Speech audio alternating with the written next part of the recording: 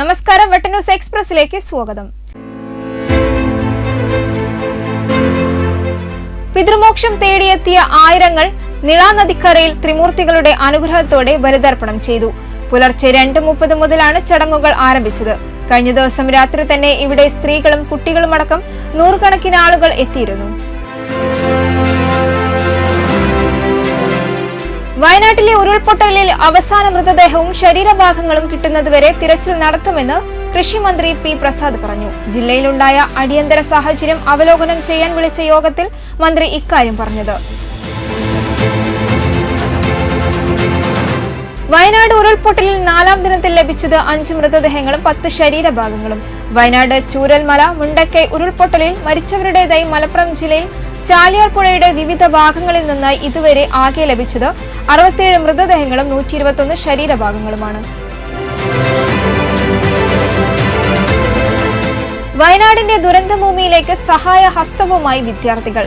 കണ്ണീർ വറ്റാത്ത ദുരന്തമുഖത്ത് സേവനമനുഷ്ഠിക്കുന്നവർക്കും എല്ലാം നഷ്ടപ്പെട്ട ക്യാമ്പുകളിൽ കഴിയുന്നവർക്കുമുള്ള ആവശ്യ വസ്തുക്കളുമായാണ് കാരുണ്യത്തിന്റെ കരുതലായി വിദ്യാർത്ഥികൾ ശേഖരിച്ച വിവിധ വസ്തുക്കൾ വയനാട്ടിലേക്ക് എത്തിക്കുന്നത്. തിരൂർ പൊറൂറിലെ ജീവകാരുണ്യ സംഘടനയായ നന്മ സൗഹൃദ കൂട്ടായ്മ പ്രദേശത്തെ വെള്ളപ്പൊക്ക ദുരിതം അനുഭവിക്കുന്ന 40 കുടുംബങ്ങൾക്ക് ഭക്ഷണ കിറ്റ് വിതരണം ചെയ്തു. വെള്ളം കയറിയ വീടുകൾ പ്രവർത്തകർ ശുചീകരിച്ചു. കൂത്തുപറമ്പ് ഭാഗങ്ങളിലെ വെള്ളം കയറിയ വീടുകളിൽ NSS വോളണ്ടിയർമാർ ശുചീകരണ പ്രവർത്തനം നടത്തി. കഴിഞ്ഞ ദിവസമാണ് ഏഴൂർ MDPS സ്കൂളിലെ ക്യാമ്പ് സമാപിച്ചത്. തീരത്ത് മുറിവേൽപ്പിക്കാതെ ഭാരതപ്പുഴ മടങ്ങി. ജലനിരപ്പ് സാധാരണ നിലയിലേക്കെത്തി. ദുരിതാശ്വാസ ക്യാമ്പുകളിൽ നിന്നും കുടുംബങ്ങൾ വീടുകളിലേക്ക് തിരിച്ചു. ഭാരതപ്പുഴ കര കവിഞ്ഞതോടെ തീരപ്രദേശത്തെ കുടുംബങ്ങൾ പൂർണ്ണമായി വീടൊഴിഞ്ഞിരുന്നു. ആവിപ്പുഴ നടക്കായിത്തോട് കടന്നുപോകുന്ന കൂട്ടായി ടൗണിന്റെ പടിഞ്ഞാറ് ഭാഗത്ത് റോഡിന്റെ വശങ്ങൾ ഇടിഞ്ഞതും തോടിന്റെ ഇരുവശങ്ങളിലും സംരക്ഷണ ഭിത്തിയില്ലാത്തതും അപകട ഭീഷണി ഉയർത്തുന്നു. കൂട്ടായി അഴിമുഖം റോഡിൽ തോട് മുറിച്ചു കടക്കുന്ന ഇടത്താണ് റോഡിന്റെ വശങ്ങൾ ഇടിഞ്ഞത്. നടപടി വേണമെന്ന് CPI മംഗലം ലോക്കൽ കമ്മിറ്റി ആവശ്യപ്പെട്ടു. അധ്യയന വർഷം 220 പ്രവൃത്തി ദിനങ്ങൾ ഉറപ്പാക്കാൻ 25 ശനിയാഴ്ചകൾ പ്രവൃത്തി ദിനമാക്കിയ പൊതുവിദ്യാഭ്യാസ ഡയറക്ടറുടെ ഉത്തരവ് ഹൈക്കോടതി റദ്ദാക്കി. അധ്യാപക സംഘടനകളും വിദ്യാർത്ഥികളും നൽകിയ ഹർജിയിലാണ് ഉത്തരവ്. മഴ ശമിച്ചതോടെ പലയിടങ്ങളിലും വെള്ളക്കെട്ട് താഴ്ന്നു തുടങ്ങി. തിരൂർ താലൂക്കിലെ 8 ദുരിതാശ്വാസ ക്യാമ്പുകൾ ഇതോടെ പിരിച്ചുവിട്ടു. തിരൂർ നഗരസഭയിലെ MDPS സ്കൂളിലെ ദുരിതാശ്വാസ ക്യാമ്പ് വെള്ളിയാഴ്ച ഉച്ചയോടെ പിരിച്ചുവിട്ടു.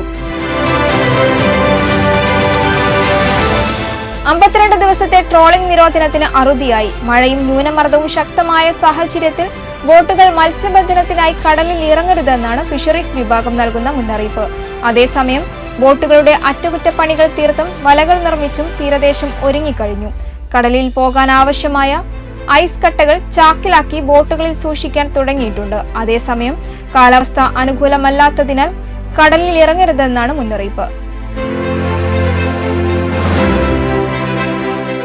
വെള്ളക്കെട്ട് താഴ്ന്നു. തിരൂർ താലൂക്കിലെ മുഴുവൻ ക്യാമ്പുകളും പിരിച്ചുവിട്ടു. 18 ദുരിതാശ്വാസ ക്യാമ്പുകളാണ് തിരൂർ താലൂക്കിൽ പ്രവർത്തിച്ചിരുന്നത്. മഴയ്ക്ക് ശമനമുണ്ടായതോടെ കഴിഞ്ഞ ദിവസം 8 ക്യാമ്പുകളും വെള്ളിയാഴ്ച ഉച്ചയോടെയാണ് ബാക്കി വന്ന മുഴുവൻ ക്യാമ്പുകളും പിരിച്ചുവിട്ടത്.